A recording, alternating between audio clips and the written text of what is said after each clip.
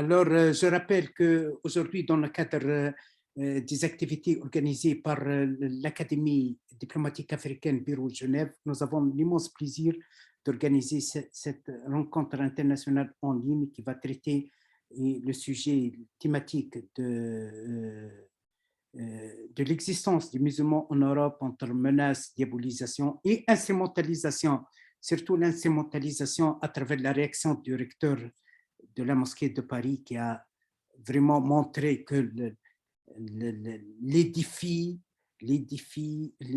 parfois des défis de l'existence des musulmans, de l'islam, instrumentalisés dans un cadre de calcul personnel lâche et non réfléchi. Je m'excuse, je transmets les réactions des musulmans de France, des musulmans en Europe en général, suite à cette comédie. Je cède parole alors à notre cher ami Dr Ghalb Benchikh, président de la Fondation Islam de France. C'est à vous, Sidi Ghalb. Merci, merci infiniment. Merci, je salue les participants ici.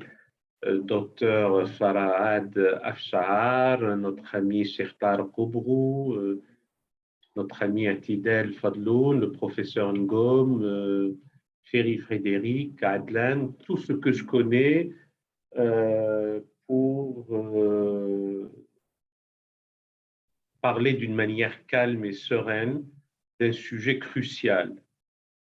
On nous dit d'un côté que nous nous acheminons vers la barbarie à bas bruit et que nous allons vers la guerre civile qui est déjà là pour certains parce que des citoyens honnêtes se feraient agresser et tabasser tous les jours, et cela au nom de la tradition religieuse islamique.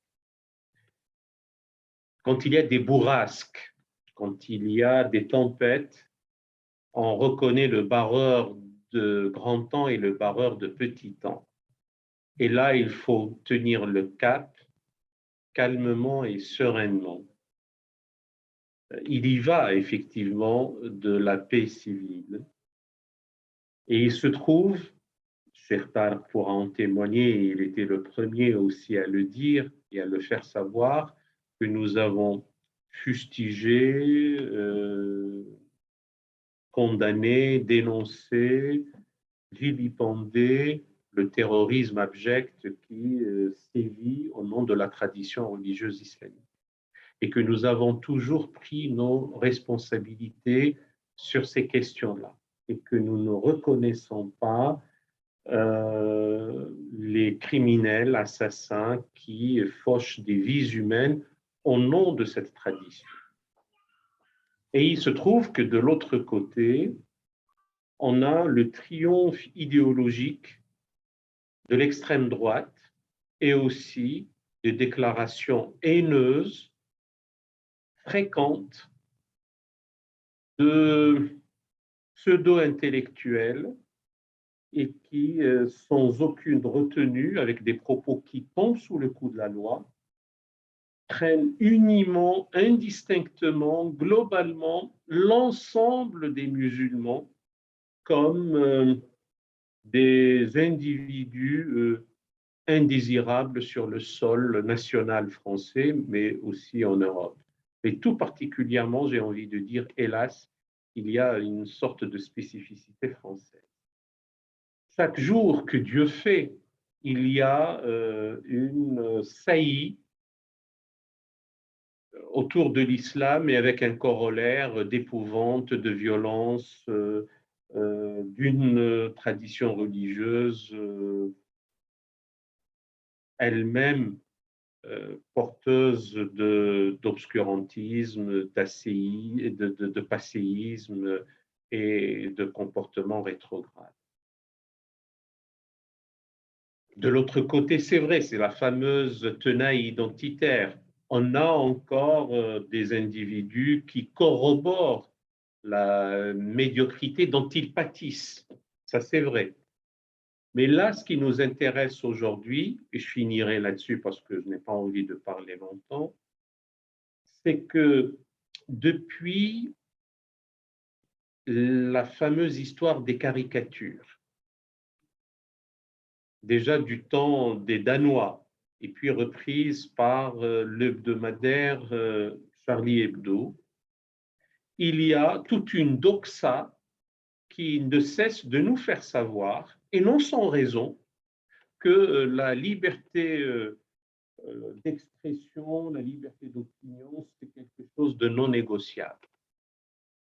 Et on nous a seriné que nous avons le droit en France et en Occident d'une manière générale, mais tout particulièrement en France, de critiquer, voire d'injurier, de tourner en dérision les religions, la religion, pour peu qu'on ne s'attaque pas aux adeptes de la dite religion. Et qu'il faut savoir quand même faire un distinguo entre la religion comme doctrine, comme une théologie, comme une vision du monde, comme une morale, et les croyants eux-mêmes dont la dignité doit être préservée. Et je connais des sites, je n'ai pas envie de les citer, qui sous prétexte de déverser une haine, un fiel contre les musulmans, disent mais nous ne faisons que nous attaquer à une religion archaïque et obscurantiste. Et ceci nous est permis par la loi, et si vous ne nous attaquiez devant les tribunaux, vous seriez déboutés. Voilà. Mais là, récemment, et coup sur coup, on a un écrivain et un philosophe qui s'entretiennent, et puis les propos sont graves dans une revue, et qui depuis lors a multiplié ses ventes, et un individu qui, sur une chaîne de télévision qui est pour le formatage d'opinion et non pas pour l'information, a dit aussi des choses tout aussi inacceptables. Et une fois n'est pas coutume, même la chaîne s'est désolidarisée avec les propos de cet individu. Mais là, ce sont les adeptes de la tradition religieuse islamique, en tout cas les musulmans comme individus, qui sont attaqués avec un article laid. L'article laid est toujours abusif et toute généralisation est abusive. Et là, c'est problématique. Et ceux-là même qui disaient avant qu'on a le droit et on doit critiquer les religions et on peut même les tourner en dérision, on peut même les injurier, il ne faut surtout pas s'attaquer aux adeptes des traditions religieuses et croyants, nous ne les avons pas entendus, ou très peu. Et y compris même au niveau, au niveau du gouvernement, seule la parole du garde des Sceaux a été courageuse. Donc voilà, nous sommes dans une situation extrêmement délicate, grave, et je ne suis pas sûr qu'il faille réagir avec émotion, même si beaucoup sont affectés. Et ceux qui jubilent sont les séparatistes, qui disent « Ah, on vous l'a dit ». Ce sont ceux qui n'acceptent pas le fait de s'acquitter de leur devoir de citoyen et de vivre au sein d'une nation unie, voulue comme fondée sur des bases de fraternité et de prospérité pour tous. Merci. J'aurai l'occasion peut-être de revenir tout à l'heure, etc., mais j'arrête là. Oui, j'aimerais bien, permettez-moi, Dr Ghaleb Benchir, président de la Fondation Islam de France, vous poser ces questions. Pourquoi, comment vous expliquez la vulnérabilité des musulmans? Les musulmans en Europe aujourd'hui sont symboles de tout mal. Mal économique, sont responsables du coronavirus, sont responsables de l'échec économique, l'échec social, tensions politiques, sont peut-être aussi responsables, considérés responsables de la guerre en Russie. On concentre souvent sur Ramzan Kadyrov, peut-être les musulmans sont responsables qu'ils ont peut-être instrumentalisé Zelensky, ils sont responsables pour la destruction de la Libye, pour la destruction de la Tunisie, de complotage avec l'islam politique, avec les frères musulmans, reçus et entraînés en Europe pendant 10 années, considérés comme porteurs d'émissions, porteurs de rêves démocratiques, sont responsables des plans de fiasco, des plans de transition démocratique menés par PHL. Pourquoi vous, les musulmans, vous êtes considérés comme responsables de tout mal? Et comment vous expliquez l'absence de réaction institutionnelle et étudiée, managériale aussi, pour améliorer l'image du musulman en Europe? Aujourd'hui, être musulman en Europe symbole de racailles, de ratés, de criminels et tout. Comment vous expliquez ça, Sidi Khaled? Merci beaucoup. À mon ami, ça nécessite un colloque ad hoc et d'ailleurs cette rencontre y participe. Je vais être hélas bref, mais ça risque d'être relativement long et j'ai envie d'entendre nos amis et il y a longtemps que je ne désire plus parler longtemps. Il y a 3-4 choses, très brièvement. Il y a, hélas, 1000 fois hélas, ce qui relève de haine et de détestation ancestrale, pas d'une manière globale, mais qui reste presque comme un traumatisme transmis de génération en génération. Il va y avoir un ouvrage qui sera publié bientôt, intitulé « Une guerre sans fin ». Et la présence même des musulmans implique par définition que la guerre ne s'arrêtera pas entre un Occident supposé être chrétien, etc., et de l'autre un islam conquérant, hégémonique, et ça ne s'arrêtera jamais. Le titre de l'ouvrage est sidérant. Deuxième point, hélas et 1000 fois hélas, le mot musulman lui-même a plusieurs acceptions. Il a une acception ethno-culturelle ou ethnico-religieuse, mais qui concerne en réalité les Maghrébins et les Subsahariens. Et à ce jeu-là, on oublie que le point de vue, le centre de gravité démographique est en Insulinde pour les musulmans généralement, mais on ramène l'appellation musulman à des considérations ethniques et culturelles. Et il y a aussi des considérations et des conditions sociales. Bien sûr, on peut passer en revue les autres considérations. Et n'oublions pas de l'autre côté aussi que la décennie 2012-2022, même si elle s'est arrêtée en 2020, était une décennie d'attentats et de violences, dans laquelle l'élément islamique est impliqué, à tort ou à raison, mais en tout cas, les auteurs de cette violence se revendiquaient de la tradition religieuse islamique. Plus la surmédiatisation, plus l'incurie et l'indigence intellectuelle et la déshérence culturelle de ceux qui osent parler de cette tradition religieuse, tout cela amène, plus la théorie du bouc émissaire, etc., à la situation que nous connaissons. Pour ma part, je ne suis pas pour la victimisation, je ne suis pas pour le discours incantatoire, encore moins pour le discours imprécatoire. Il y a lieu à prendre ses responsabilités, répondre, réagir avec sagesse, avec dignité et surtout dire que nous sommes déterminés à sortir par le haut d'une crise qui a assez duré.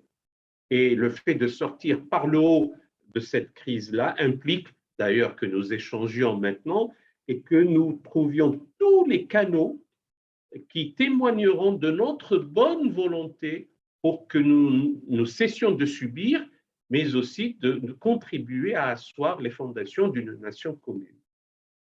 Merci infiniment, Dr Ghaleb Benchir. Permettez, on va revenir vers vous après les autres présentations. J'aimerais bien souhaiter le bienvenue de nouveau à notre président international, professeur Benoît Ngom, président de l'Académie diplomatique africaine.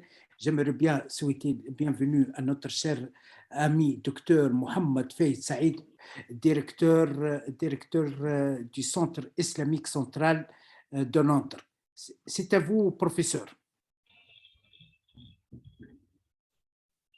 À qui?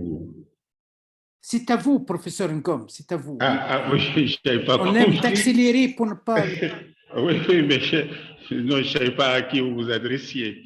D'abord, je dois vous m'expliquer un peu. Je me suis un peu absenté. En tout cas, j'ai disparu des écrans parce que pour une raison, à cause des effets du sous-développement, il y a eu une coupure de courant dans la zone. Et maintenant, voilà, donc je reviens. Bon, mais j'ai pu entendre ce que le professeur Bencher a dit et je crois vraiment que ce que je vais dire à partir d'Afrique ne fera que compléter un peu ce qu'il dit. Moi, j'ai un peu réfléchi à la question musulmane en Europe parce que effectivement, le continent africain est un continent où il y a beaucoup de musulmans. D'autre part, effectivement, ce qui constitue, ce qui peut exprimer ce qui sont le visage de l'islam, qu'ils soient les Arabes ou les Noirs d'Afrique du Sud, d'Afrique subsaharienne, sont du continent africain. Donc, cela ne peut pas ne pas nous préoccuper. Personnellement, j'essaie de voir pourquoi il y a cette question-là en permanence, ce conflit au-delà bon, en plus de tout ce qu'a dit tout à l'heure le professeur Bencher dans son introduction. Moi, je crois qu'il y a trois problèmes que je vois.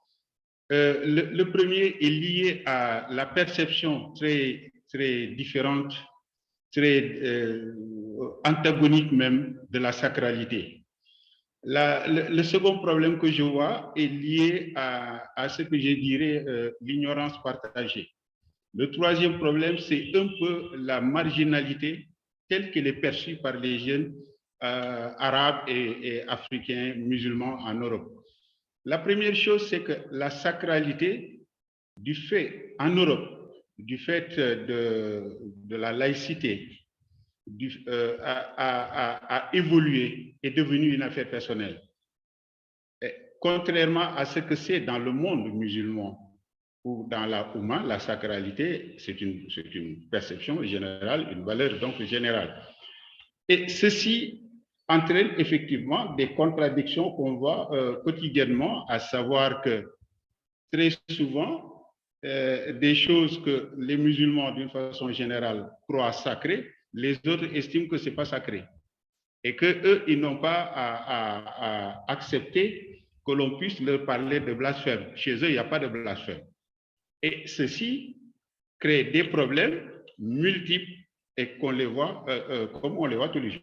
Le second problème, sans rentrer trop dans les détails, le second point est lié à ce que j'appelle l'ignorance partagée. On a aujourd'hui aussi, dans le monde européen, combien de jeunes arabes musulmans ou noirs africains qui sont musulmans seulement de nom, qui n'ont pas une connaissance précise de l'islam, donc qui sont absolument manipulables. On peut leur faire tout, et tout et son contraire. Du côté aussi des Européens, combien d'Européens que l'on voit aujourd'hui, qui sont manipulés, et ce sont eux qui constituent la horde qui souvent s'attaquent aux musulmans ou aux autres, en tout cas physiquement. Ces gens-là souvent sont constitués de personnes qui n'ont aucune idée claire de l'histoire de leur pays, qui ne savent même pas pourquoi les Arabes ou bien les Africains sont dans leur pays. C'est des ignorants que les mouvements populistes aujourd'hui peuvent utiliser à bon escient, en tout cas, entre guillemets, pour créer des problèmes qui, en fait, n'ont été suscités que par des politiciens, souvent en mal de publicité. Le troisième point que je vois est lié effectivement à la perception peut-être charnelle d'une certaine marginalisation de ces populations arabo-africaines et musulmanes dans le monde européen, qui, selon eux, les rejettent. Et ce qui se passe, c'est que, compte tenu de leur position de rejeter, développent, je dirais, une sorte d'éthique de la révolte qui finit par devenir une certaine métaphysique du désespoir, dans la mesure où tout ce qui, ils ne croient plus en rien. Et ils constituent eux aussi un danger aussi bien pour les pays européens que pour leurs pays d'origine. De l'autre côté, ces Européens-là dont on a parlé constituent aussi des dangers qu'il faut encadrer.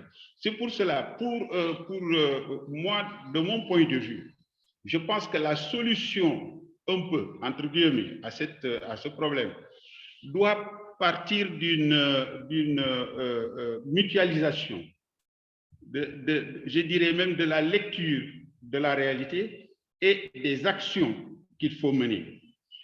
Une mutualisation des efforts entre ce que le monde arabo-musulman et les Africains peuvent faire, mais aussi ce que les États européens peuvent faire. Je crois qu'il faut peut-être une démarche un peu plus lucide, un peu moins passionnelle, comme disait tout à l'heure le professeur Béchier. Je crois que c'est important d'aborder cela maintenant avec une certaine vision. Et en cela, il est important que les pays arabes, qui aujourd'hui sont beaucoup plus nantis, notamment ceux du Moyen-Orient, mais eux, ils doivent savoir que par rapport à l'Occident, le problème n'est pas de démontrer qu'ils sont puissants, parce que ce que les Occidentaux pensent, ça, ils le continueront à le penser tant que ce n'est pas extirpé de leur tête. Et pour que ça soit l'extirpé de leur tête est un débat intellectuel.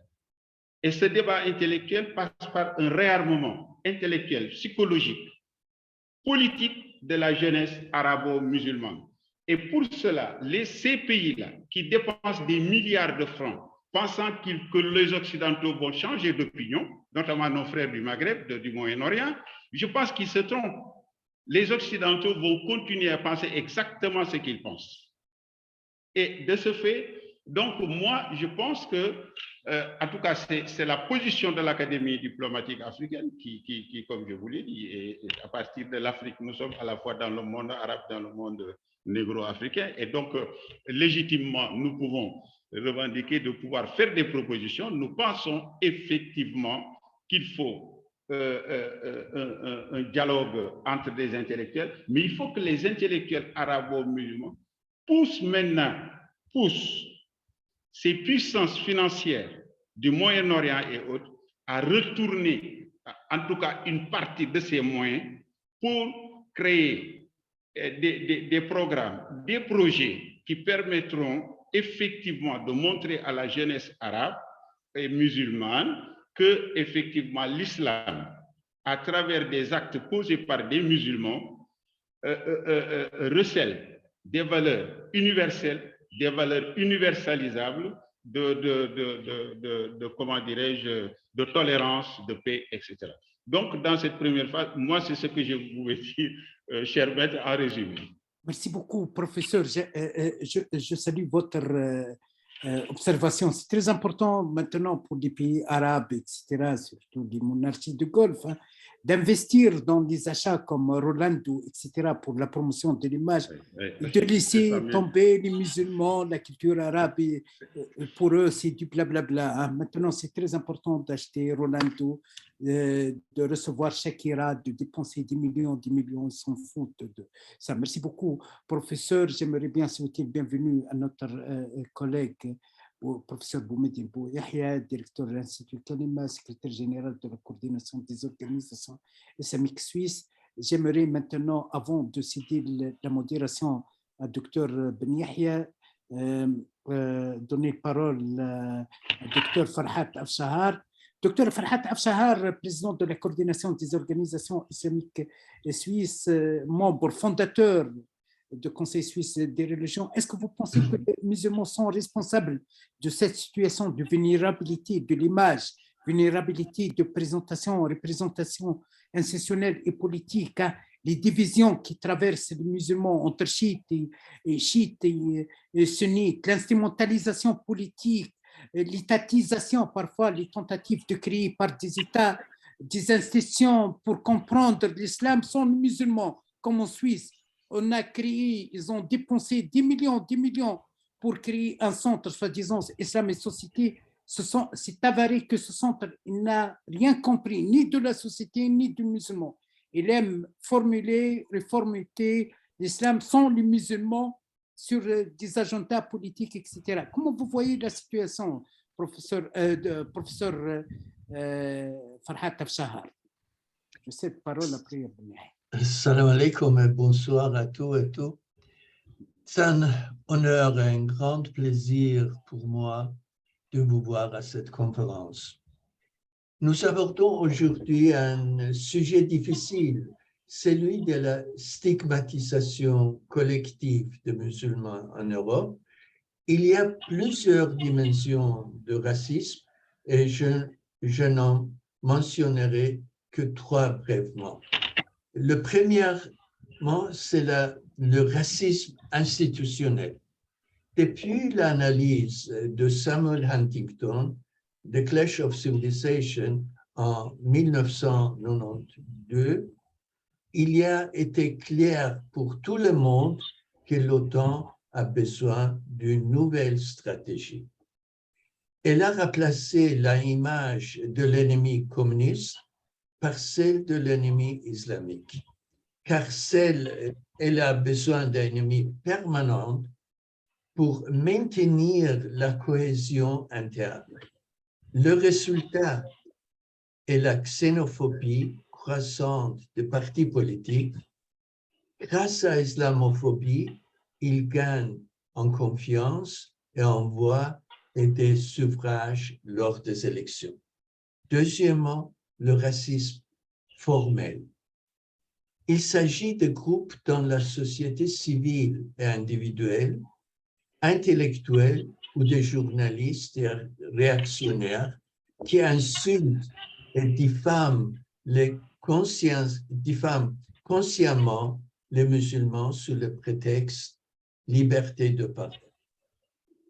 Troisièmement, le racisme informel.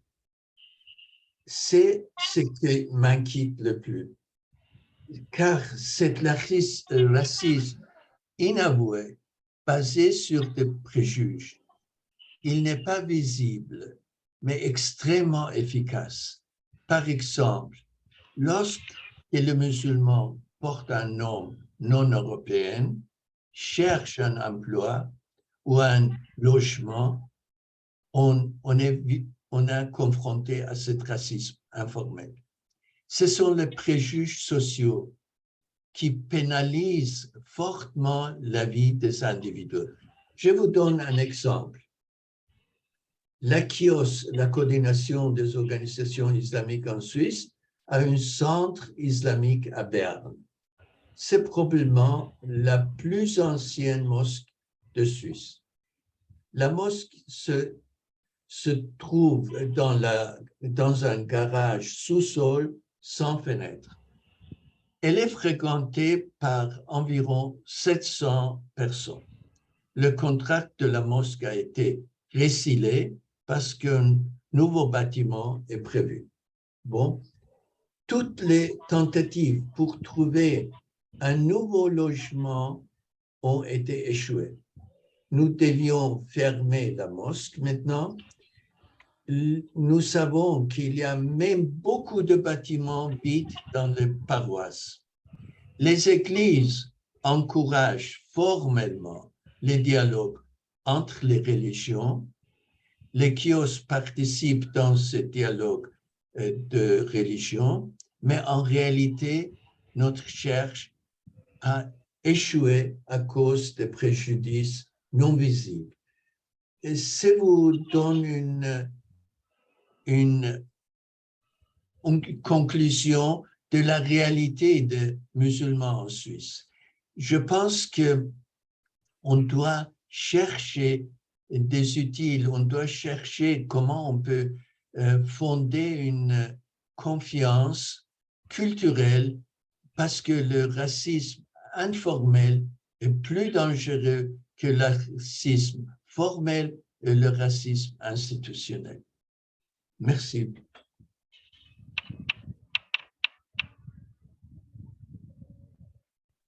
Merci infiniment, professeur Afshar. Je salue tout le monde, je salue nos chers conférenciers, son Excellence professeur Ngom. Malheureux, je suis arrivé un peu en retard. Je salue aussi professeur Al-Benchir, notre cher imam Tariq Oubrou, professeur aussi Atidal Fadloun, et professeur Faïd.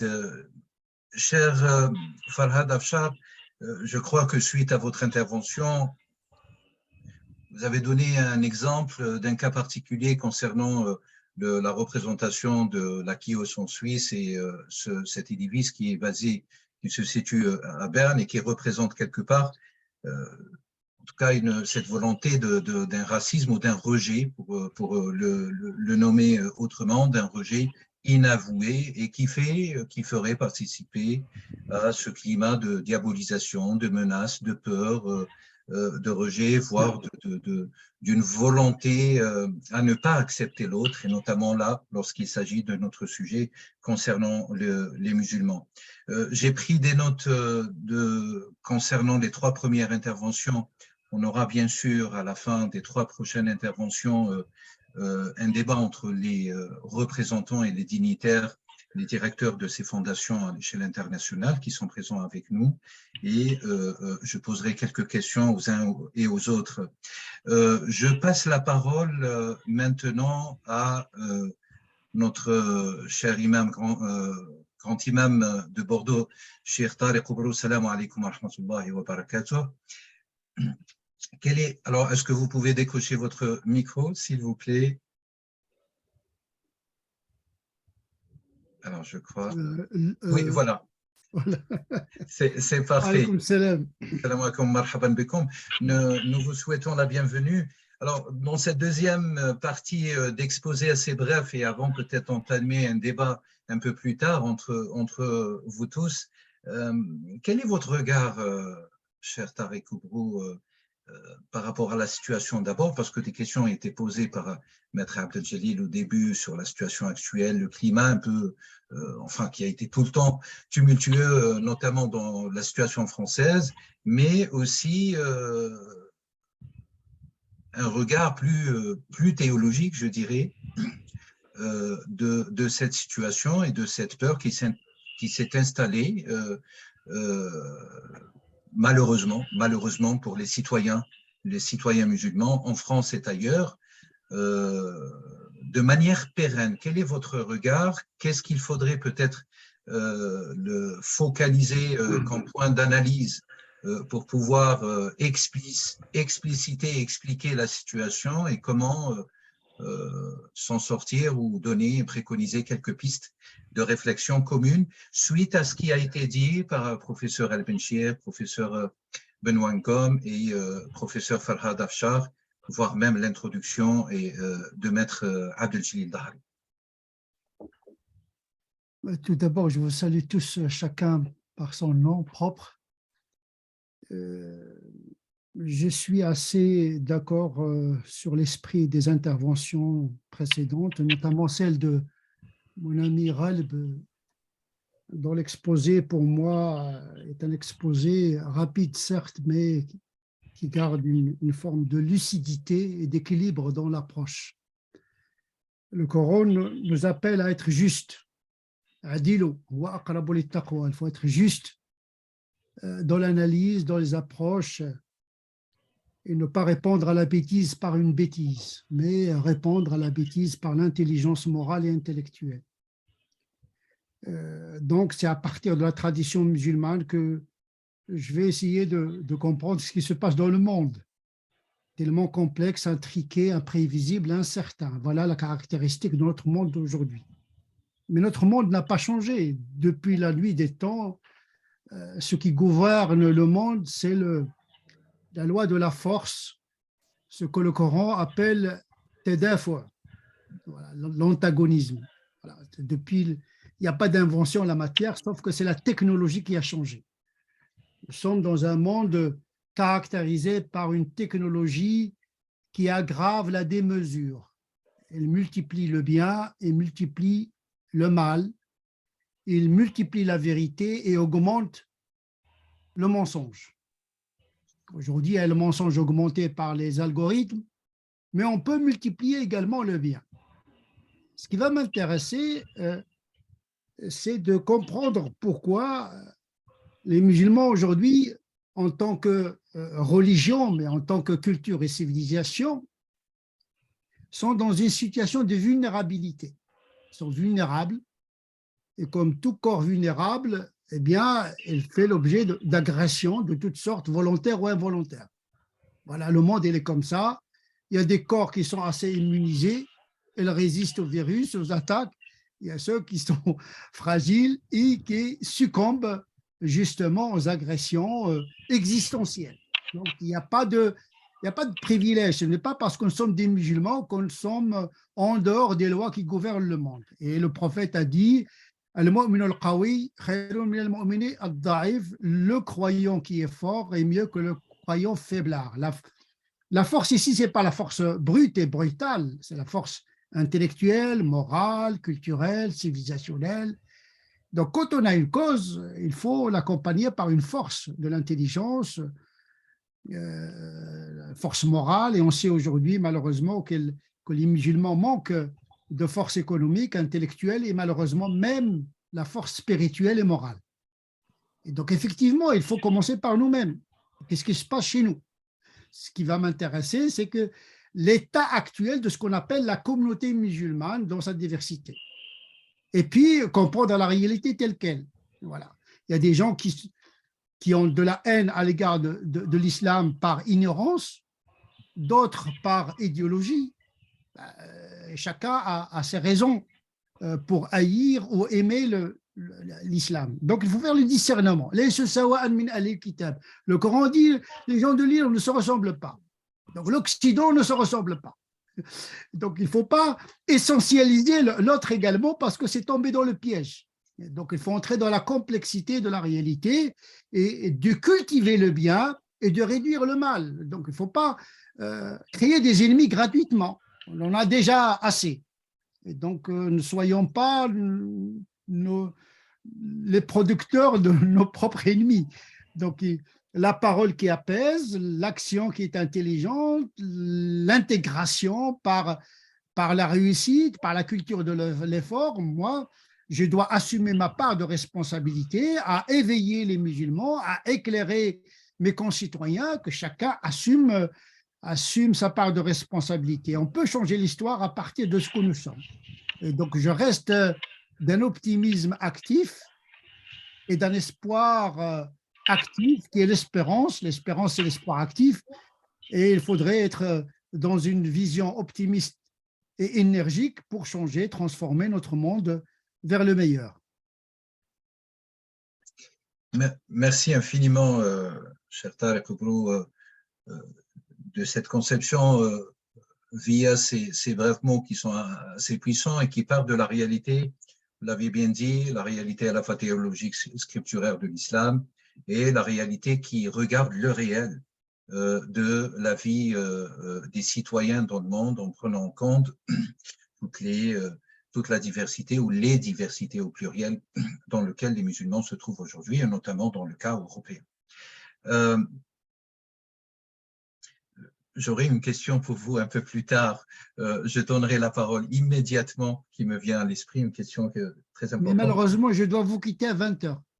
D'accord, très bien, très bien. Mais de toute manière, il reste nos deux chers intervenants, docteur Faïd et docteur Atidel, qui prendront la parole très rapidement. Ils auront 10 minutes chacun. Et puis, on ouvrira immédiatement les questions-réponses. Cheikh Faïd Mohamed Saïd, salam alaikum wa rahmatullahi wa barakatuh. Alors, je ne sais pas s'il est avec nous, s'il nous entend. Ah, ben, il est là. Il faudrait réactiver. Naam. Salam alaikum, marhaban bikum, Cheikh Faïd. عليكم السلام ورحمة الله وبركاته مساكم الله بالخير وجميع السادة. جزاكم الله عنا كل خير. كانت المداخلات المتحدثين السابقين حول قضية وضع المسلمين والإسلام في أوروبا خاصة، وكذلك في كلمة الأستاذ نقوم كذلك حول المنظور من إفريقيا حول أوروبا ونحو أوروبا في وضع المسلمين، ما من إنجلترا ومن حقيقة شمال أوروبا إنجلترا التي هي بلاد كذلك فيها مسلمين كثيرون.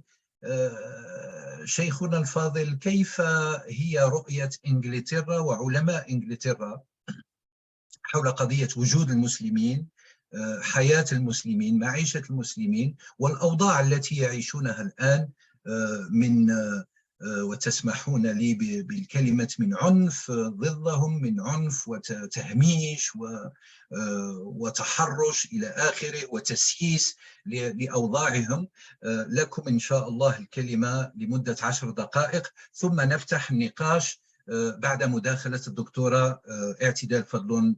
بعد مداخلتكم لكم الفضيلة، لكم الكلمة. شكرا لكم. الشكر لكم سيدي ولجميع الأفاضل، بروفيسور غالب بن شيخ رجل العظيم المحترم، والبروفيسور فرهاد، ولرئيس الأكاديمية. لكم جميعا كل الاحترام والتقدير لفضيلة الإمام، ولك سيدي، وللأخ الحبيب الدكتور عبد الجليل، لكل الحضور. أولا نبدأ بما هو أهم، بما هو نؤسس للموضوع من الأساس الإيجابي، وأرى هذا من الأهمية بمكان. غالبا أن الإنسان لابد أن نكون متفائلين، فنبدأ من الأساس الإيجابي. الأساس الإيجابي أننا مثلا هنا في بريطانيا الإمكانات الموجودة المتاحة للمسلمين أكثر من غيرها، والبلد الوحيد ربما الآن حتى على مستوى أوروبا الذي تقبل أن يكون للمسلمين مستويات متقدمة. هذا من الناحية الإيجابية. كذلك نمارس الشعائر، والحمد لله أقول خلال فترة الجائحة، جائحة كورونا، يعني استشهد الكثير من الأطباء المسلمين، كثير من الممرضات المسلمين، وهذا أقول رووا بدمائهم، وهذا تقديم خدمات لكل المجتمع. وأنا أذكر هنا، لا أريد أن أذكر أسماء، لكن قدم لي عندما كنت في أحد المساجد أحد المسلمين الذين كانوا يتقدمون لمنصب عمدة مكان ما، فاشترطت عليه، قلت إن أتيت بك لابد أن أتي كذلك بالرجل الذي يقابلك، لأن المسألة هنا ليست مسألة دينية، أنت تقدم الخدمات للناس. وأنا أؤمن بشيء مهم جدا، الله عز وجل مفهوم الخيرية عندنا في المسلمين مرتبط بخدمة الناس. كنتم خير أمة أخرجت للناس، ليس من الناس، ليس مفهوم فوقي. أما ما يعانيه المسلمون رغم كل هذه الإيجابيات، هناك معاناة. أنتم سيدي في هذا الجانب من الغرب قد ترون أن المسلمين في بريطانيا يعيشون في بحبوحة من أمرهم، الدراسات تقول عكس ذلك. هناك الكثير من المعاناة، سواء كان في أماكن العمل، في الفرص، من كثير من الوكالات، وكذلك سبحان الله نظرة الناس. وإذا ما نظرنا إلى العوامل ربما قد تنتج هذه من الهجرات. يعني الهجرة غالبا الناس تخاف منها نوعا ما، الناس بطبيعتها تخاف من الغريب، لكن نحن كمسلمين هذا لا يعني أنا أتمنى فضيلة الإمام طارق كان يتكلم عن سنة التدافع. من الأهمية بمكان أن تكون لنا القدرة لمواجهة الصعاب، وبالذات نحن كمسلمين ليس لنا عذر. يعني ديننا من بدايته الرسول صلى الله عليه وسلم فتح باب الهجرة، عندما كان في مكة فتح باب الهجرة للمسلمين في الحبشة، وكانت لهم معاناة في الحبشة، معاناة في الاندماج، معاناة تهديد بالطرد. كذلك أيضا منهم من ترك دينه وانتكس إنما ذهب إلى الحبشة. زوج أم حبيبة بنت أبي سفيان، هذه المرأة يعني العجيبة، يعني تركت أهلها، أبوها كان عدوا لرسول الله صلى الله عليه وسلم، تركت أهلها وذهبت مع زوجها إلى الحبشة. هذا الزوج الذي وثقت به ترك الدين هناك. فالمسلمون أيضا تلك معاناة وإن كانت فردية. ورحمات الله المتجددة على ابن خلدون الذي قال أن رسول الله صلى الله عليه وسلم فتح باب الدعوة فيخرجون الناس للدعوة، وفتح باب الهجرة. وهي هذه نظرية. نحن الآن في موقع، هل نحن في موقع صعب؟ نعم، لكن هل نحن أيضا في موقع يؤهلنا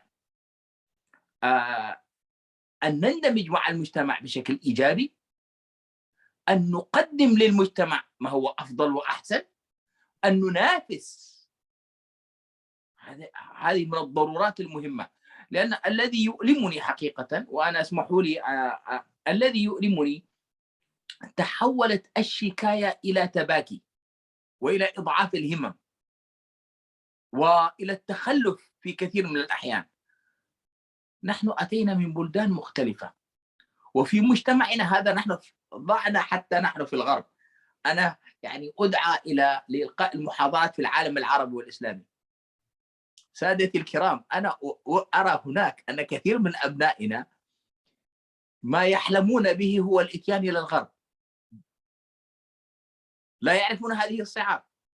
لكن كذلك حتى الأفكار عندنا في العالم الإسلامي مشتتة. الآن نحن نعيش في مرحلة القيم الكونية ربما، وهذه لا تناقض فيها، لأننا سبحان الله ننطلق من قوله تعالى: وما أرسلناك إلا رحمة للعالمين. الرحمة المهداة، أن ننشر هذه الرحمة، أن نعرف الناس بالدين، ليس من خلال الكلام الدعوي كذا. لكن أنا أركز على موضوع يعني وبه أنهي. دراسة قمت بها مع بعض الأفاضل، نسأل أسئلة لكل الذين أسلموا حديثا، وركزنا في بريطانيا. نسألهم من ضمن الأسئلة التي نسألهم: ما الذي دعاك إلى الإسلام؟ لماذا أسلمت؟ هذا السؤال المهم. وأنا أسأل سادتي الكرام، يعني الخيارات التي وضعناها كانت: هل كان ربما برنامج على اليوتيوب، أو ربما دعوة من شيخ من المشايخ، أو منشور دعوي، أو علاقة أو فعل رأيته من مسلم تأثرت به. قدمنا 7 اختيارات. سادتي الكرام، 64.9%، وهذه دراسة شاركنا فيها في أكثر من مدينة مع عدد كثير من الطلاب. 64.9%، 64.9% قالوا أنهم رأوا معاملة حسنة وقصص جميلة جدا يعني رأوها في المسلمين أثرت فيهم. أنا أقول we have so much to give to our society. عندنا كثير ما يمكن أن نقدمه لمجتمعاتنا. نحن جزء من هذه المنطقة، أصبحنا جزء من هذا التاريخ، إما أن نكون مؤثرين وفاعلين فيه ونقدم جمال هذا الدين، أو أن لا يكون لنا تأثير. فبدلا من التباكي، أظن دور المثقفين، دور العلماء، هو أن نركز في هذا الجانب. في نفس الوقت ندافع عن حقوق المسلمين عندما تتعرض للامتهان. أظن هذه، ولدينا قيم أساسية، قيم العدالة من القيم المهمة، قيم الرحمة، قيم النشر بالمعروف بين الناس. نحن يعني لو ختمت بهذا المعنى، رسول الله صلى الله عليه وسلم عندما فتح الله عز وجل عليه في مكة، عاش المسلمون كأقلية ضمن أغلبية مضطهدة ومعذبة. وعندما فتح الله عز وجل عليه في المدينة، المسلمون عاشوا في أغلبية، فيه مشركو العرب، فيه اليهود، وفيه أيضا بعض نصارى نجران كانوا يأتون ويذهبون، وفيه أيضا فئة رابعة ذكرها الله في القرآن: إن المنافقون في الدرك الأسفل من النار. ومع هذا لم يعامل رسول الله صلى الله عليه وسلم هؤلاء المنافقين بمآلات الآخرة، حتى لم يعلن عن أسمائهم. والله لو أعلن رسول الله لو عاقب رسول الله صلى الله عليه وسلم منافقين اليوم، كل قيادات العالم لاتخذتها وسيلة لتعذيب الناس. فمن الأهمية بمكان أن يكون دورنا دور إيجابي، ندافع من جهة، وكذلك نحفز مجتمعاتنا. اسمحوا لي واعذروني أطلت الحديث يا أيها الكرام الأفاضل، وجزاكم الله خيرا. أنتم يعني اختياراتكم موفقة، الموضوعات التي تختارونها كما يقال بالإنجليزي very relevant، يعني مؤثرة ومؤثرة. لكم مني كل الشكر، وبارك الله فيكم والعفو منكم، سامحونا على الإطالة. العفو منك شيخنا الجليل، جزاكم الله كل خير على هذه المداخلة. أقوم بتلخيص ترجم للغة الفرنسية طفيف. Alors peut-être pour vous donner très rapidement l'essentiel de l'intervention de Cheikh Fay de Londres, il a insisté de manière assez appuyée sur le côté positif de ce que les citoyens ou la communauté, je n'utilise pas ce terme, mais les citoyens de confession musulmane apportent comme positivisme et comme quelque chose de positif pour leurs sociétés respectives en Europe. Et pour lui, c'est le point le plus important à retenir et à partir duquel il faudrait construire quelque chose, réfléchir. Il invite à la fois, bien sûr, à la compétition dans la bienfaisance, la bienséance, etc., et à se regrouper autour des belles vertus qui sont pour lui, bien sûr, les vertus cosmiques, Qiyam Kaounia, les vertus cosmiques, à l'instar de la miséricorde qui fut le fiat, pour utiliser un terme technique, de la mission du prophète Mohammed. Et bien sûr, il fait appel, bien sûr, à tous les intellectuels, tous les responsables, tous les dignitaires religieux, les penseurs, voire même les décideurs, à promouvoir ces belles vertus et ces vertus universelles. Je passe la parole à notre très cher docteur Tidel Fadloun, qui est sociopolitologue. Alors, je la vois pas, je ne sais pas. Voilà, elle est là. Est-ce qu'elle peut réactiver son micro? Je vois que c'est bon. Alors, Tidel Fadloun, bien sûr, sociopolitologue qui a travaillé sur des questions plurielles, connexes, complexes, bien sûr, notamment sur l'immigration, la transidentité, la transsociété, la transexistentiation. Bien sûr, je glose par moi-même un petit peu en ayant un petit peu lu ces travaux et qui travaillent sur ces questions aussi de mobilité, et bien sûr, mobilité, dit mobilité physique, géographique, de l'Afrique vers l'Europe et vice-versa, donc mobilité des idées, des débats et des problématiques sociétales, sociologiques, anthropologiques et au-delà. Alors, docteur, merci infiniment d'être présente avec nous ce soir dans ce colloque. Vous êtes la dernière à prendre la parole après que nos 5 intervenants aient pris la parole. Pour aller très très vite, et vous avez seulement 10 minutes pour pouvoir ouvrir le débat très rapidement, qu'est-ce qu'on doit retenir de cette problématique, pour ne pas dire cette constatation que les citoyens de confession musulmane, en Europe notamment, mais peut-être même ailleurs, sont, j'aime pas le terme de victimes, même s'il faudrait le dire, parce qu'il y a des victimes, même si je ne sais pas comment pouvoir le quantifier, mais comment ces citoyens de confession musulmane en Europe se retrouvent aujourd'hui, et est-ce que cette réalité est attestée, et quels en seraient les enjeux et peut-être les clés pour pouvoir endiguer cette dérive extrémiste, extrême, déviante, qui touche des citoyens avant tout et après tout. Très bien, merci Monsieur Ben Yahya. Je tiens aussi à remercier Monsieur Abdeljalil pour m'avoir permis de participer à ce débat ô combien important. J'en profite pour saluer Dr Fahid qui est passé juste avant moi. Assalamu alaikum Dr Fahid. Monsieur Afshar. Barakallahu fik. Monsieur Afshar, Monsieur Bencheikh, Monsieur Mango, Monsieur Ougrou et l'ensemble des personnes qui sont présentes et qui assistent certainement à ce débat. Alors, pour 10 minutes, effectivement, on va aller vraiment à l'essentiel. Moi, je retiendrai peut-être 3 éléments importants qui relèvent, puisque j'interviens en tant que scientifique, de ce que je perçois comme analyse d'un contexte géopolitique qui pousse vers ce type d'analyse aujourd'hui, avec effectivement une évolution qui est tranchée par des dates importantes, Et ensuite, ce que je qualifie et que d'autres sociologues peuvent qualifier de glissement de la question, qui fait partie aussi des évolutions sociopolitiques de notre histoire. Et je finirai par revenir sur cette question de menace qui, au final, mériterait d'être remise à sa juste place.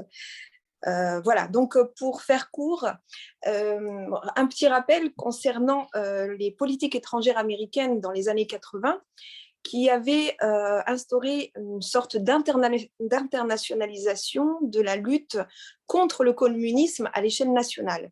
Alors là, on était dans les années 80 et on avait ce spectre diabolique à l'époque qui ciblait le communisme comme l'ennemi numéro 1 à l'échelle internationale.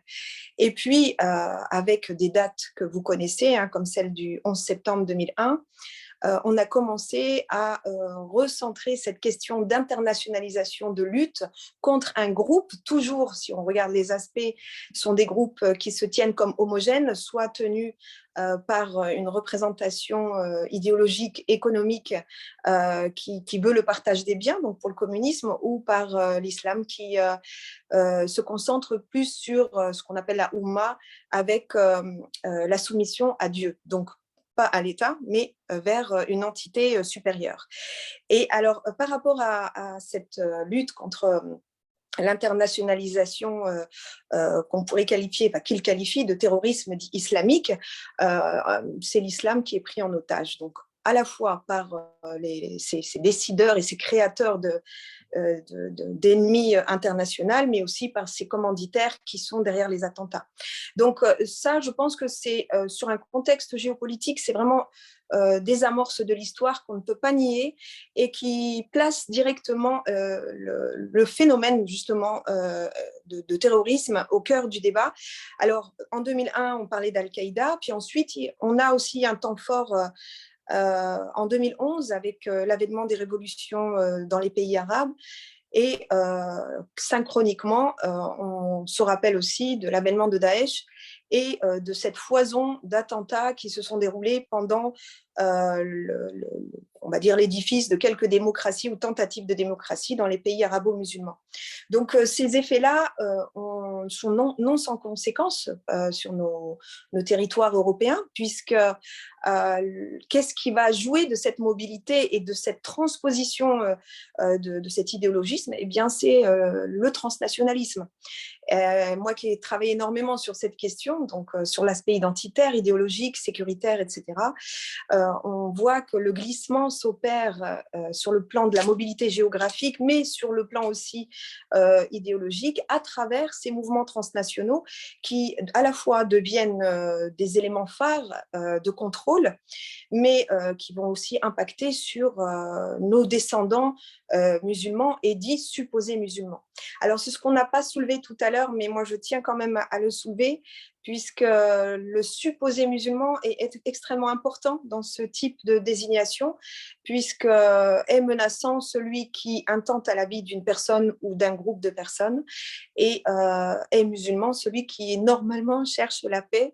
Donc, bien différencier cette expression qui replace un peu les choses dans leur contexte.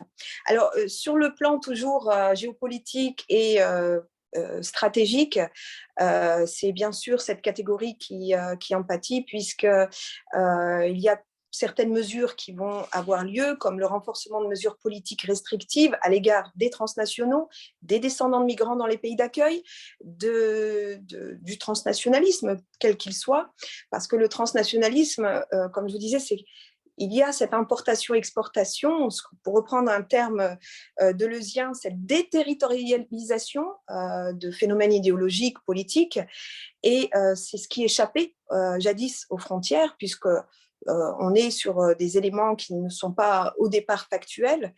Et ces éléments-là vont être renforcés justement par ces politiques restrictives. Donc l'Europe, en l'occurrence, est beaucoup plus vigilante sur ces questions et travaille sur ces transnationalismes multidirectionnels en travaillant en collaboration d'État à État. Donc, la sécurité est renforcée. Il s'agit ensuite d'internationaliser cette sécurité pour la considérer comme étant globale et menaçante, pour reprendre le titre, enfin le mot qui est soulevé dans le titre. Et toutes ces mesures, au final, vont instaurer un climat de méfiance. Donc, bien sûr, des mesures restrictives à l'égard de migrants, de descendants de migrants, de transnationaux, donc des circulations d'un pays à l'autre, mais a fortiori pour les communautés d'origine maghrébine, puisque nous sommes sur des frontières voisines et une circulation beaucoup plus, on va dire, soutenue. Donc, l'impact est considérable sur cette communauté qui, à la fois, est menacée par ces enjeux-là, mais qui est considérée comme une menace. Et c'est à ce niveau-là que la modification significative de l'approche du transnationalisme va être incarnée par la présence islamique, donc forcément par la personne musulmane. Alors ça, c'est la première phase de glissement que je peux observer. La deuxième phase de glissement, elle est plutôt interne, alors propre à l'Europe et plutôt propre à la France. C'est ce glissement de la question de la figure de l'autre qui a été soulevée tout à l'heure. L'autre, effectivement, est une figure menaçante, et ça, c'est malheureusement l'humain qui révèle cela dans ses fantasmes, dans ses phobies, et c'est existentiel, c'est une question existentielle qui ne touche pas forcément une communauté, mais la figure de l'autre, autrefois, était incarnée par l'étranger, l'immigré. Aujourd'hui, puisque nous en sommes à la 4e, 5e, 6e génération issue de l'immigration, en l'occurrence maghrébine et d'origine musulmane, enfin de confession musulmane, eh bien, le glissement, aujourd'hui, il s'opère, il passe de l'ethnicité à la dimension religieuse et impactant justement cette communauté, puisque c'est une communauté qui vit de sa pratique, et sa pratique est ostentatoire, pour reprendre aussi encore une fois des termes politiques. Et là, je remonte aussi à une période clé en France, c'est 2007, sous Sarkozy, qui va justement mettre en place la création de l'identité nationale, qui va ouvrir le débat sur la burqa, sur les minarets, sur l'alimentation halal, etc. Bien sûr, le pilier de la laïcité qui va être aussi un enjeu, et on monte crescendo vers ce glissement qui va prendre en étau justement cette communauté et arriver jusqu'à votre titre qui est très parlant. Sans m'attarder, c'est vraiment les éléments phares que je vois ici. J'en profite, comme je suis la dernière à passer, puisque j'ai retenu tous les éléments qui ont été cités, évoqués par vos diverses interventions. Alors, de mémoire, Monsieur Bencher, vous avez parlé effectivement de la doxa, et effectivement, ça participe pour moi, revoir cette question. Qu'est-ce qui est menaçant aujourd'hui?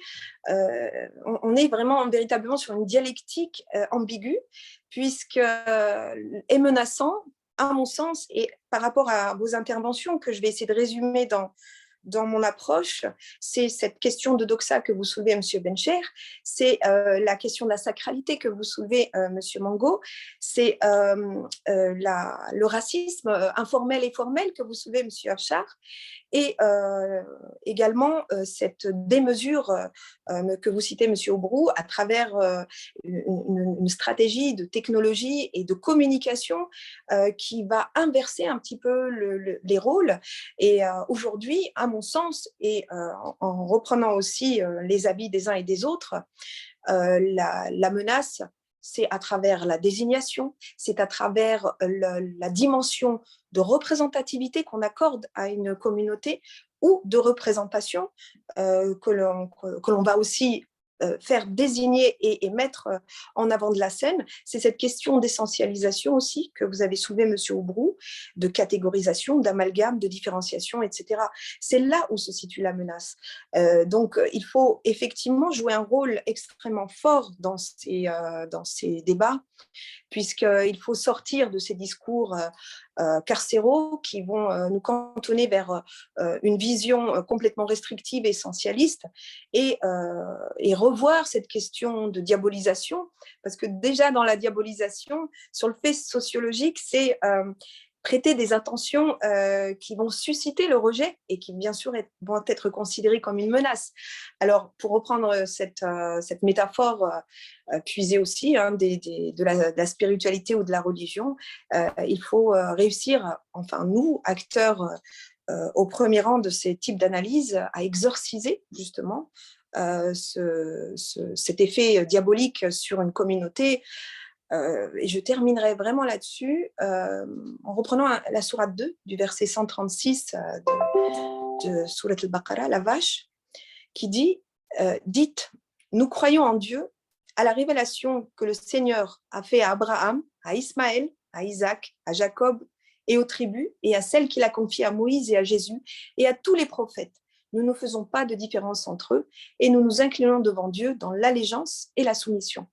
Donc là, quand on reprend la sourate 2, nous sommes sur un message de paix et de tolérance islamique. Alors, pour ceux qui nous écoutent et qui essayent justement d'entrer dans ce débat pour comprendre un peu les tenants et les aboutissants, j'aimerais qu'on puisse m'expliquer comment, à travers cet exemple, ce verset, peut-on arriver à diaboliser une religion qui vit une spiritualité qui est censée être verticale avec sa foi et sa bienséance à travers en tout cas ces propos-là. Donc moi je terminerai juste là-dessus avec ce point de vigilance sur les amalgames effectivement entre nous acteurs et les croyants qui sont dans la représentativité de cette communauté, à bien veiller effectivement à être dans le jeu de cette nécessité d'œuvrer pour combattre toute criminalité envers religion, envers groupe ou autre, et en même temps de veiller à ce que ces amalgames soient affaiblis au plus haut possible. Voilà, je vous remercie. Merci infiniment, Tida Fadlon, docteur, pour cette intervention. Et puis, vous avez lancé déjà le débat avec nos chers intervenants. Peut-être, professeur El-Benchir, réaction, et puis, à tour de rôle, les autres intervenants. Merci infiniment. Je ne suis pas homme à me faire prier pour prendre la parole, mais j'aurais souhaité entendre davantage les interventions de nos amis qui sont d'une très grande pertinence. C'est vrai que nous vivons une crise véritable, une crise de confiance. Et si je reviens au cas français, il y a un unanimisme, ou quasi-unanimisme, d'un côté, avec cette idée que l'élément islamique est venu fracasser la nation française. Et il y a une spécificité française. J'ai eu l'occasion de dire que nous sommes lassés d'être souvent comparés aux voisins allemands. En Allemagne, par exemple, nous n'avons pas cette spécificité-là. Il y a des heurts, il y a des confrontations, mais le mot islam, le vocable islam, les musulmans ne sont pas si prononcés, voire pas du tout, lors des campagnes électorales.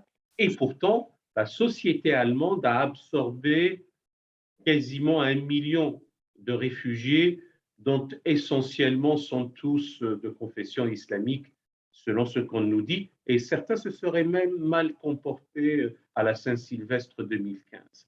Et dans notre cas, ce que nous vivons là comme tension, et parfois le mot tension est un doux euphémisme, à mon avis, est dû aussi à deux éléments importants. D'abord, il n'y a pas une connaissance du fait islamique, il n'y a pas une connaissance, il n'y a pas une islamologie savante qui irrigue le reste de la société.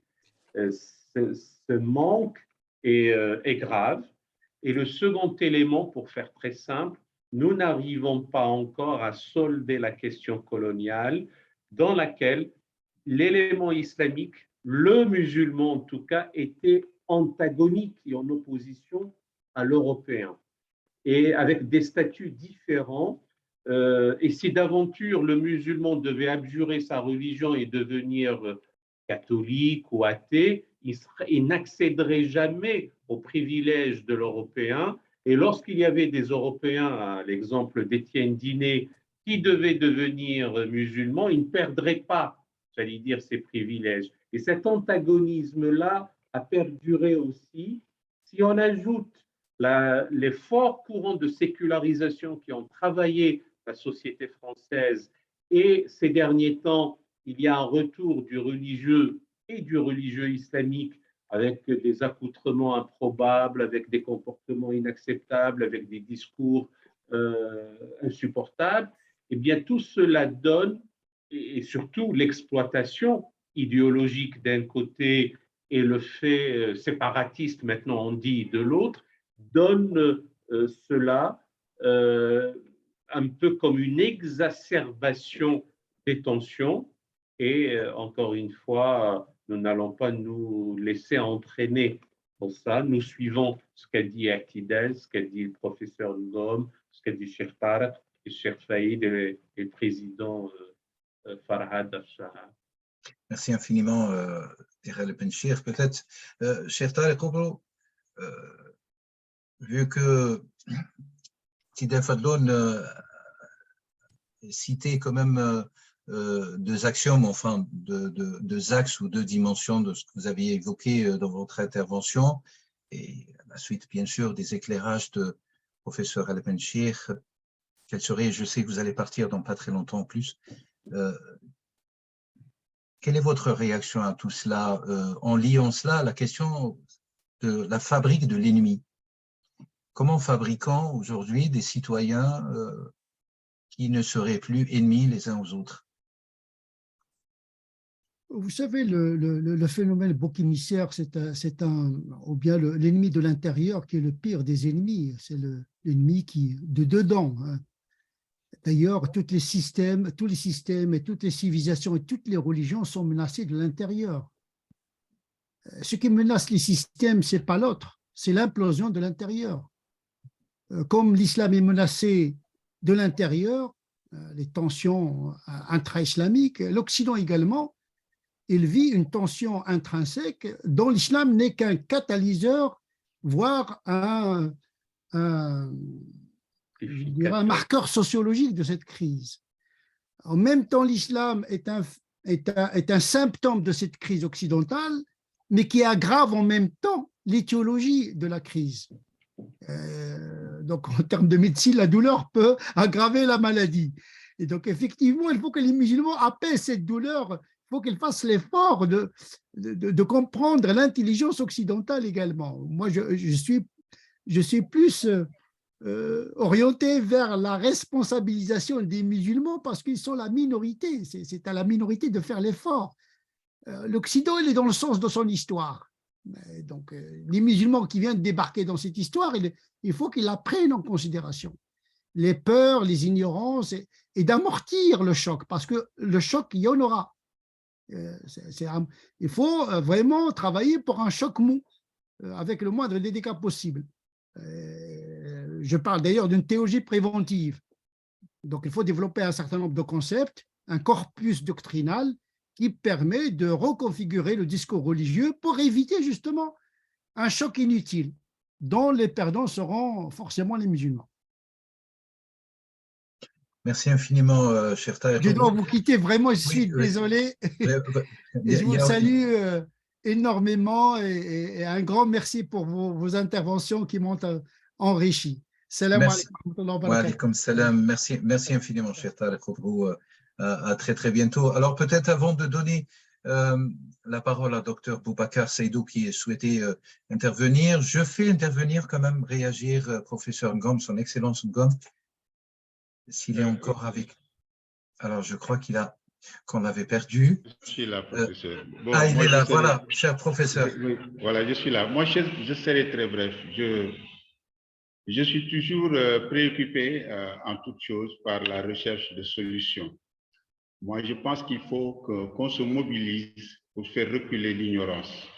Cette ignorance partagée entre ce qu'on peut manipuler en Occident, parce que c'est des Européens qui sont là, et aussi les jeunes musulmans qui, parce qu'ils ne connaissent pas leur religion, peuvent être manipulés. Madame, tout à l'heure, a cité une sourate, et en la citant, il se demande pourquoi les gens qui connaissent ça pourraient se poser des questions, peut-être négatives sur l'islam, mais ce n'est pas ce qu'ils ne savent pas, parce que souvent, ils ne connaissent pas. Donc, je crois que nous devons, une fois de plus, nous associer, nous mobiliser pour créer, pour susciter des réflexions, réaliser, poser des actes qui peuvent aller dans le sens de faire reculer l'ignorance. Merci beaucoup. Merci infiniment, cher professeur. Vous avez évoqué aussi la nécessité, voire l'obligation dans votre intervention aussi d'esquisser et de mettre en place des projets communs entre l'Afrique et l'Europe pour pouvoir justement répondre à tous ces défis. Et vous avez insisté aussi sur, j'ai relevé 3 ou 4 fois, vous avez cité la jeunesse, donc un pari sur la jeunesse exponentielle qui devient plus qu'une obligation aujourd'hui dans ces temps troubles et fragilisants de nos sociétés. Merci infiniment, professeur Ngom. Alors, professeur Farhad Afshar, peut-être une réaction à ce qui a été dit. Après l'intervention de Dr Boubacar Seydou, on va donner à notre cher président Farhad Afshar pour clôturer, parce qu'il nous reste 5 minutes. Très bien, cher Maître Abdel-Jalil. Docteur Boubacar Seydou, à vous la parole. Bienvenue. Ok, assalamu alaikum wa rahmatullahi ta'ala wa barakatuhu. نرحب بكم ومشرف جدا برؤية الوجوه المنورة وأساتذة الكرام. وهذه فرصة لأقدم شكري وتقديري للجميع وخاصة الذين قاموا بتنظيم هذا اللقاء. Donc, je vais continuer en français comme la majorité parle le français. Je suis ravi d'être parmi vous et surtout d'exprimer aussi et de dire au fond de moi ce que j'ai à vous dire. Et je pose l'intervention de Dr Tarek qui avait parlé d'abord sur que les musulmans doivent faire un effort, une violence sur soi-même pour accepter et aller vers les autres. Parce que c'est une réalité, ce n'est pas en Europe, même dans nos pays africains, cela nécessite beaucoup. Parce qu'aujourd'hui, comme il y a l'autre sœur qui avait parlé de la diabolisation, c'est vrai, si nous les musulmans, nous ne faisons pas un effort, étant une minorité, nous faisons un effort pour faire comprendre les autres, on ne va pas s'en sortir. Il faut voir, à l'arrivée du prophète Mohammed sallallahu alayhi wa sallam, la Makana fil Madinat al-Munawwara, lorsqu'il était à Médine, c'était une minorité. Alors qu'il a trouvé le Muhajir, il a trouvé tout le monde là. Il était une minorité. Mais avec la politique d'une proche et d'une bonne politique participative, il a pu convaincre les autres qui étaient vraiment les mieux et les plus nombreux au niveau de la Médine. Moi, je pensais qu'il en dit vraiment, c'est vrai, si on ne fait pas un effort pour se comprendre et on ne fait pas un effort pour aller vers la jeunesse, et surtout parce qu'aujourd'hui, la majorité, si la jeunesse arrive à comprendre, moi, je pense qu'on peut s'en sortir. Et surtout, le point le plus important, c'est la patience et essayer de comprendre les autres. C'était ça la philosophie du prophète Mohammed sallallahu alayhi wa sallam. Il aidait, il partait, il assistait à des rencontres avec les Juifs, étant musulmans. Et donc, vraiment, si on dit que vraiment, on ne peut pas cohabiter avec les autres, donc vraiment, cela veut dire qu'on ne peut pas s'en sortir. Et donc, vraiment, je tiens à vous remercier très sincèrement de ces interventions que j'ai prises en cours de route. Et surtout avec le temps, je vous remercie beaucoup. Wassalamu alaikum wa rahmatullahi ta'ala wa barakatuh. Wassalamu alaikum. Merci infiniment. C'est vraiment formidable avec l'appel à la prière, l'appel à la justice, la mobilisation des musulmans pour la paix, pour la tolérance, pour défendre l'islam dans le cadre institutionnel et cadre démocratique. Je vous remercie, notre cher ami Boubacar Seydou Doré, et je cède le mot de fin à notre président, Dr Farhad Afshar, le partenaire pour cette action de l'Académie diplomatique africaine. Juste, docteur. Oui. Chers participants, cher professeur Bencheikh, Vous nous avez invités à réfléchir dans la calme et sincérité. Nous sommes enfermés dans une situation très dangereuse. Il y a une réalité de la vie et il y a une réalité des médias et d'Internet que nous ne maîtrisons pas. Je pense, nous, les musulmans, ne sommes pas victimes des autres, mais de notre perte dans le passé. Nous devons nous efforcer d'arriver dans la réalité de notre siècle pour influencer la science, l'économie et la société. Ce faisant, nous transformons notre situation, passant de la réaction à la proaction. Merci beaucoup. Merci beaucoup, Dr Afshar. Merci à tous les intervenants. Professeur Ngom Benoît, président de l'Académie diplomatique africaine, notre cher ami Dr Ghaleb Bencheikh, président de la Fondation SEM de France, notre président Dr Farhat Afshar, président de la coordination des organisations islamiques suisses, Dr Fayed Saïd, directeur du Centre islamique central de Londres, notre cher ami Tariq Oubrou, le grand imam de Bordeaux, et notre ami toujours les femmes, al-Wisha, on dit, toujours les femmes, c'est quelque chose qui nous donne honneur et sincérité. Docteur Jebnoun Atidel, notre ami Boumedine Bouyahi, qui a préparé aussi avec nous cette action. J'aimerais bien profiter de l'occasion aussi pour signaler et appeler à la mobilisation pour le projet de l'Académie diplomatique africaine qui va promouvoir, qui va annoncer pour la première fois le projet de prix islamique international, une récompense pour défendre l'islam, pour promouvoir la paix, tolérance et dialogue. Je vous remercie infiniment. Je vous rencontre dans des prochaines activités. Je vous laisse entre les mains dans la protection, Inch'Allah, de Dieu. Au revoir. Vous allez trouver l'intégralité de ce colloque sur le site de l'Institut Kalima et sur le site d'Unité et Espoir. Merci infiniment. Salam alaikum. Au revoir. Au revoir.